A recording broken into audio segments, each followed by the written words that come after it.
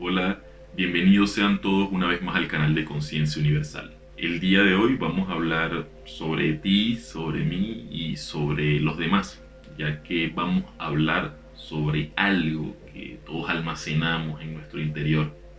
Hoy vamos a hablar sobre las sombras. Lo primero que tenemos que decir es que si eres una persona que cree que no tiene defectos, este video no es para ti. Porque la verdad es que oculto tras lo que somos o lo que creemos ser, se encuentran escondidos todo tipo de emociones que se podrían derivar en conductas como los celos, la mentira, la envidia, el orgullo, la vergüenza, el odio, la desconfianza hacia los demás, el pesimismo. Cuando conocemos el conjunto de este esqueleto psicológico, podemos ya empezarle a dar un nombre e identificarlo como lo que serían nuestras sombras.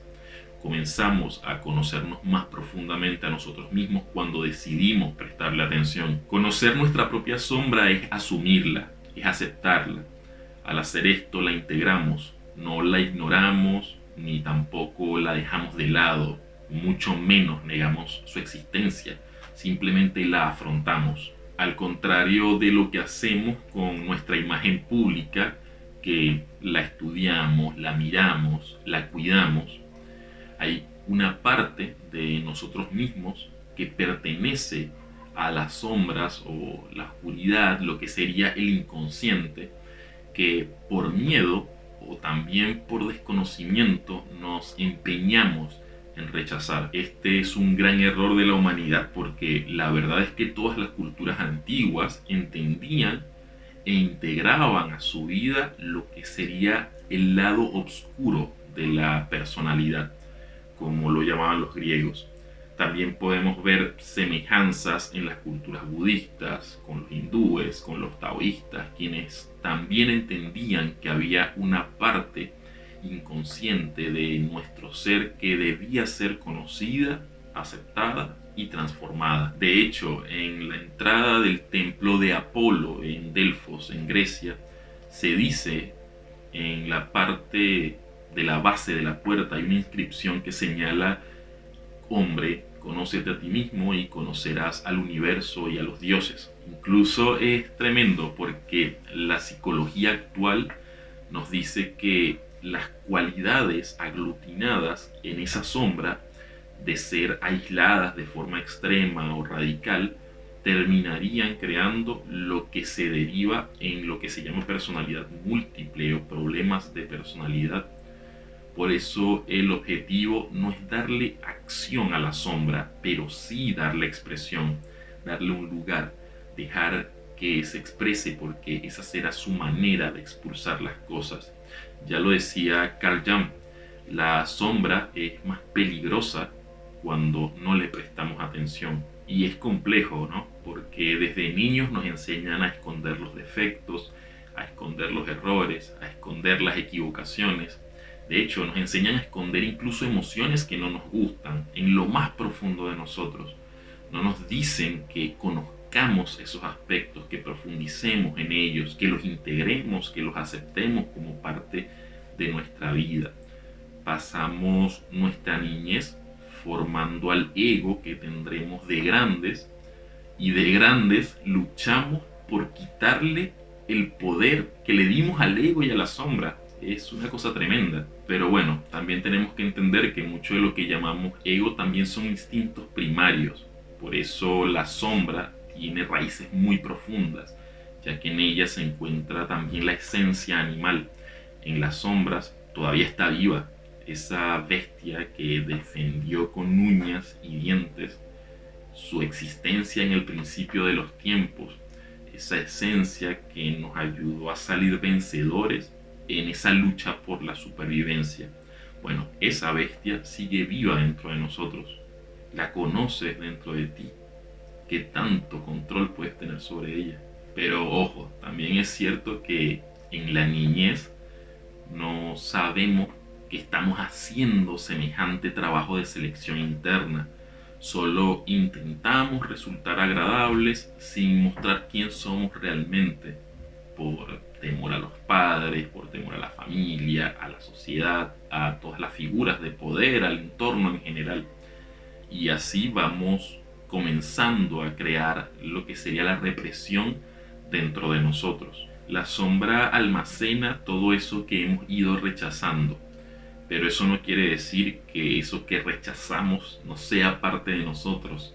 Es como la parte oscura de la luna. Nunca la vemos y ella siempre nos muestra su mejor cara, pero su parte oscura está ahí. Siempre tiene un lado oscuro que no vemos, pero aún así la compone. Y no son dos partes separadas, es una sola luna que tiene dos partes, que la componen dos partes, una de luz y otra de oscuridad. Nosotros nos dividimos, no dejamos que nos componga. Aceptar las sombras implica un esfuerzo constante que merece la pena totalmente, porque no es sencillo saber cuando estamos siendo dominados por esa parte interior que no queremos que nos domine. Sin embargo, el prestarle atención es lo que nos permite aceptarnos de un modo más completo, entender las emociones que hacen que se generen esas reacciones dentro nuestro. ¿Cuáles son tus impulsos? ¿Cuáles son tus reacciones desproporcionadas? ¿Cuáles son esos errores que niegas para no hacerte cargo de ti? Y ojo, debemos prestar mucha atención porque la sombra no se manifiesta solo de forma explosiva, tiene muchas formas sutiles de expresarse. Se manifiesta en la pereza, en el egoísmo, en el vivir a la defensiva, en la burla, en las habladurías, en la necesidad de ser más que los demás, en la represión de nuestras emociones, en actos impulsivos que podemos hacer sin ningún tipo de conciencia, porque a veces incluso podemos no expresar una emoción bonita por el temor a qué van a pensar los demás, y en realidad son las sombras reprimiendo la luz. Pero bueno, más que conocer, tenemos que reconocer. La sombra empieza a retroceder cuando tomamos conciencia de ella, porque ella tiene el impulso de ocultamiento. Cuando se ve descubierta, se va, porque también entiende que su descubrimiento constituye una amenaza para su autoimagen, porque vive dentro de ti y no te quiere destrozar, solo se quiere expresar, solo quiere salir del ocultamiento precisamente. Y ojo, puede ser complejo, pero la sombra también está conectada a lo divino. Y es ella, de hecho, quien nos hace tropezar para aprender, para volver a levantarnos. Sin embargo, también hay quien elige creer que todo lo que ocurre le ocurre porque la vida está en su contra, llevando su mirada hacia el exterior y no a su interior.